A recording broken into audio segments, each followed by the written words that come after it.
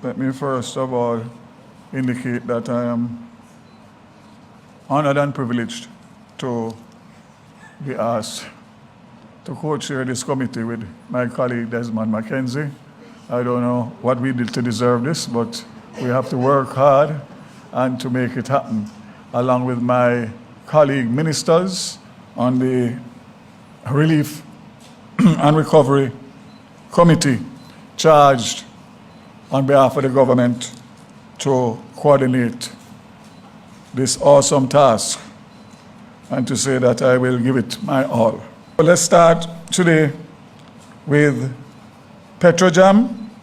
And Petrojam loading facilities, as I indicated, sustained no major damage, and integrity assessments confirmed they are safe. Loading of tankers for island-wide delivery began at 6 a.m. today, ensuring that fuel distribution continues uninterrupted.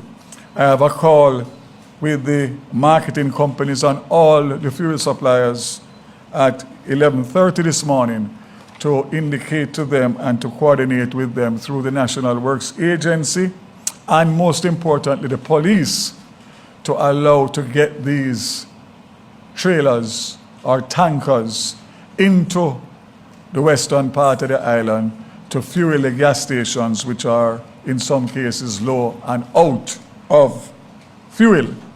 That will also go for alternative sources of fuel and LPG and whatever is required to keep the operations and the citizenry of these areas going. So I'm hoping that based on the roads being cleared or somewhat cleared, we'll be able to get fuel in, and of course the police will be asked to escort to get them in a timely manner as a matter of urgency. Flow and Digicel, as we know, they sustained major damage to their infrastructure, and we are looking at about Flow, 40% of its network is active. That's mostly in the corporate area, St. Thomas, Trelawney, and St. Andrew. And initial recovery is focused on urban centers outside the storm's direct impact zone, with phased restoration in less impacted areas. Mobile connectivity is currently at 22%. 100,000 customers are utilizing Flow emergency services, with Starlink in areas where both networks are down. 31% of Digicel's mobile customers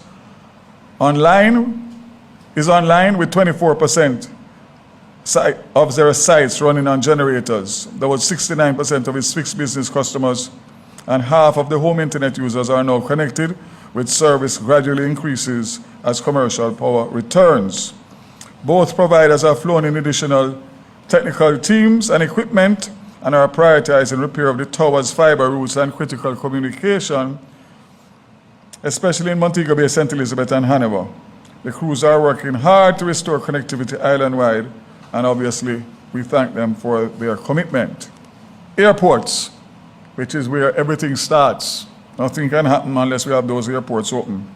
I'm happy to say again that Norman Manley International Airport accepted 13 cargo relief flights yesterday, and that does not include what relief came in on commercial airlines and also private airlines, which there were many.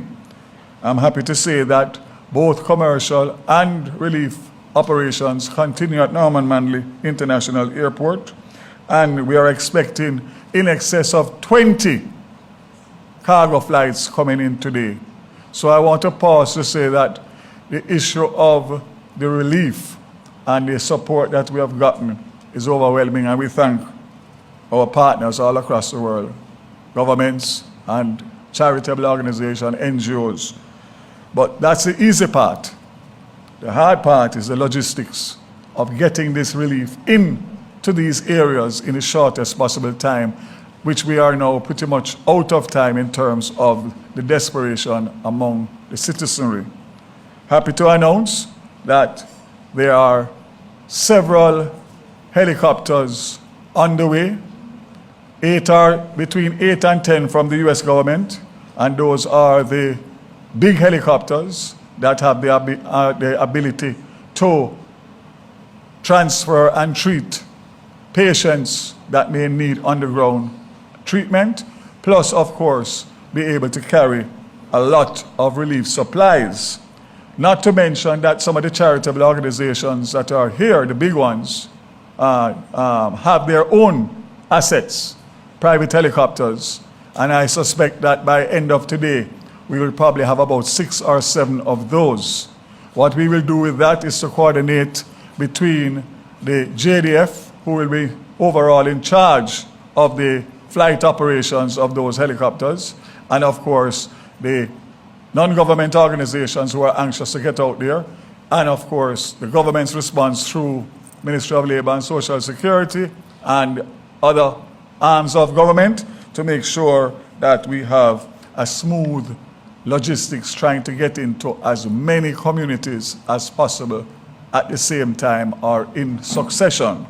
So I would say to all of those persons who are still out there waiting and looking up in the sky, that you will start to see movements today, and you're going to hear a lot of activity, and I'm sure that that will make you feel better once you see it, because you probably are feeling that you are forgotten. You are not forgotten, and you will never be forgotten. Montego Bay Airport had a lot more damage as it got St. James, got close to a direct hit, and I'm pleased to say that we are, sorry, we are taking flights, relief flights in Montego Bay now for 2 days, and finally and thankfully, 7 o'clock tomorrow morning, MBJ will open for commercial passengers. What does that do? That allows us to get out all of the persons, the tourists especially, who are here and need to get out, and also more access for commercial and relief supplies, persons who want to come back in to help and persons who want to go out. We will be operating out of 3 airports for relief and commercial flights. The 3 international airports, Ian Fleming International Airport, Montego Bay tomorrow, and of course, Norman Manley, which was back up and running. So, I also want to say that Starlink headquarters is on the way here now, and there is quite a number of Starlink offers from charitable organizations within the US, and of course, we look forward to meeting with them to see what they can do for us in terms of getting the police stations and all the essential services up and running. On top of which, the Universal Service Fund has over 120 community Wi-Fis across Jamaica. We're going to use Starlink to get them back up so persons in communities that have been affected can get service, free service, to be able to communicate with their loved ones, and of course, throughout the challenging time of the recovery effort. Happy to say that Minister Dixon mentioned it about international companies with disaster logistics experience. Well, we are thankful that we have 2 offers locally that I want to especially mention. The Honorable Danville Walker, OJ, who was made in charge of the ONR, Office of National Reconstruction, after Hurricane Ivan in 2004, 21 years ago. And he was given an OJ, Order of Jamaica, one of the highest honors for his work there. And he is going to come on stream full-time for the Cabinet Subcommittee to be able to liaison between the government apparatus and, of course, our private sector partners, etc. The other one is the outgoing or former UK High Commissioner, Asif Ahmad, who also was given an honor in his home country of the UK after being in, I think it was the Philippines or Thailand, one of those countries that had a major typhoon, and he was at the head of the relief and recovery.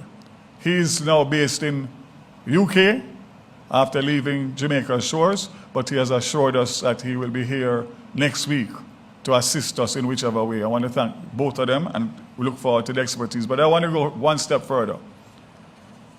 This government and this committee will never ever say that we know everything. As a matter of fact, in most cases we know for me in particular, I have no expertise in this other than a little common sense, which is not very common. However, I can say that we will not feel that we are so important and so powerful because of our ministerial position, our member of parliament, our cabinet. We will seek and put together the finest team of local and international disaster logistic experts to carry us through this quicker, faster, and better. So I want to reassure the country that under the leadership of this committee, co-chaired by Minister Mackenzie and myself, we are open to all and every advice, all and every resource, all and every prayer, and whatever else comes with it. We know the responsibility that we have, and we will make sure to deliver on the confidence that the Prime Minister has placed in us. Tolls remain open. Disturbing reports about extortion and charges on the toll, but more so the fact that there's a safety concern that I want to raise. Because the toll booths are open, Desmond, and the sticks are up, people are driving through them at in excess of the speed limit on the highway, which has caused accidents in the past and is going to cause more if it continues. I am pleading with every motorist that uses the east-west and north-south highway. Please, we have enough problems on our hands now than to overburden the hospitals with irresponsible behavior, injuries as a result, or death as a result of irresponsible behavior. Just slow down and respect the toll booths and respect the attendants that are there so we don't have any more incidents. And other thing I would say on transportation is I've gotten disturbing reports that the public passenger vehicles licensed by the government of Jamaica are overcharging already. Not overcharging in Westmoreland because they can't carry anybody down there. Right here in Kingston and St. Andrews, Spanish Town, Portmore, St. Mary, all of the areas that are unaffected, they are overcharging, in some cases, 50 to 100%. I am sending a warning, and I'm putting the Transport Authority on alert. Zero tolerance. Zero tolerance between the police and the Transport Authority. Carry out as many sting operations and seize as many. The more the merrier, because one thing we're not going to accept in this disaster is unconscionable behavior. So today JUTC ran out 168 regular JUTC buses, 21 premium, 3 rural express, and 7 disaster relief. I want to make it clear that JUTC stands ready and will continue to transport essential workers into the disaster zone.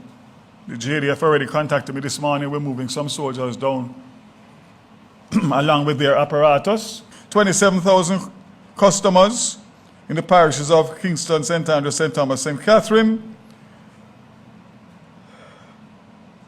Kingston and St. Andrew will be restored 90% by Sunday, November 2nd. St. Thomas, 90% restored by midnight Sunday. St. Catherine, 75% restored by midnight Sunday, November 2nd. So we still want to hear about St. Mary and Portland and the others. The